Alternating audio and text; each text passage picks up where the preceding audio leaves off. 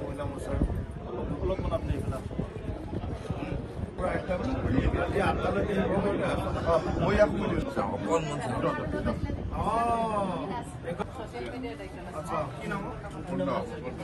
অসমৰ ঐতিহাসিক চহৰ শিৱসাগৰত আমি উপস্থিত হৈছোঁহি আৰু যোৱা মাহতো মই শিৱসাগৰলৈ আহিছিলোঁ।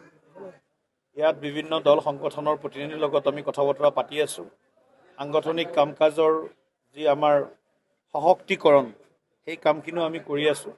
আজি আমাৰ জিলা সমিতিৰ প্ৰথমখন আমাৰ কাৰ্যনিৰ্বাহক সভা, গতিকে সমগ্ৰ শিৱসাগৰ জিলাৰ তিনিওটা বিধানসভা সমষ্টিৰ পৰা আমাৰ জ্যেষ্ঠ আত্মীয় সকলো কাৰ্যকৰ্তা ইয়াত উপস্থিত থাকিব আৰু আমি আগন্তুক সমাগত বিধানসভা নিৰ্বাচনৰ পৰিপ্ৰেক্ষিতত আমি আমাৰ সংগঠন তৃণমূল পৰ্যায়ত বুথ পৰ্যায়ৰ পৰা কেনেদৰে শক্তিশালী কৰিব পাৰোঁ তাৰ গোটেই কথাখিনি তাৰ ৰোডমেপ আমি আজি আমাৰ বৈঠকত আলোচনা কৰিম। আৰু শিৱসাগৰ যি আমাৰ সাংগঠনিক ভেটি, সেই ভেটিটো ইতিমধ্যে শক্তিশালী, কিন্তু আৰু শক্তিশালী কৰি যাতে আমি বিধানসভা নিৰ্বাচনত তিনিওটা বিধানসভা সমষ্টিত ভাৰতীয় জনতা পাৰ্টীয়ে ৰাইজৰ আশীৰ্বাদত আমি জয়লাভ কৰাই নহয়, শিৱসাগৰবাসীৰ সেৱা কৰাৰ কাৰণে আমি যাতে প্ৰত্যক্ষভাৱে সুযোগটো পাওঁ, তাৰ কাৰণে আমি ৰাইজৰ লগতো এটা প্ৰত্যক্ষ সম্পৰ্ক স্থাপনৰ কাৰণে আমি আগবাঢ়িছোঁ।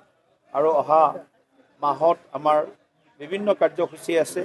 তাৰ লগত এইবাৰ অহা আজিৰে পৰা আমাৰ প্ৰধানমন্ত্ৰী শ্ৰদ্ধেয় নৰেন্দ্ৰ মোদী ডাঙৰীয়াৰ যি 11 বছৰ সেৱা, সুশাসন আৰু গৰীব কল্যাণ, এই যে আমাৰ সংকল্প, সেই সংকল্পক সিদ্ধিলৈ ৰূপান্তৰ কৰাৰ কাৰণে আমি গোটেই মাহজোৰা আমাৰ কাৰ্যসূচী থাকিব।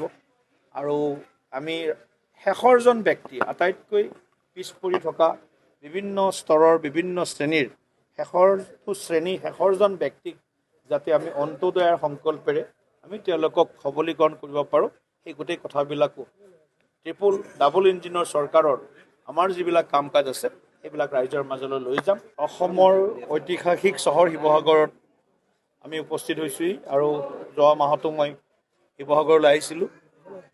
ইয়াত বিভিন্ন দল সংগঠনৰ প্ৰতিনিধিৰ লগত আমি কথা বতৰা পাতি আছোঁ।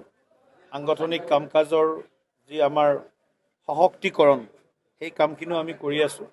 আজি আমাৰ জিলা সমিতিৰ প্ৰথমখন আমাৰ কাৰ্যনিৰ্বাহক সভা, গতিকে সমগ্ৰ শিৱসাগৰ জিলাৰ তিনিওটা বিধানসভা সমষ্টিৰ পৰা আমাৰ জ্যেষ্ঠ আত্মীয় সকলো কাৰ্যকৰ্তা ইয়াত উপস্থিত থাকিব আৰু আমি আগন্তুক সমাগত বিধানসভা নিৰ্বাচনৰ পৰিপ্ৰেক্ষিতত আমি আমাৰ সংগঠন তৃণমূল পৰ্যায়ত বুথ পৰ্যায়ৰ পৰা কেনেদৰে শক্তিশালী কৰিব পাৰোঁ তাৰ গোটেই কথাখিনি তাৰ ৰোডমেপ আমি আজি আমাৰ বৈঠকত আলোচনা কৰিম।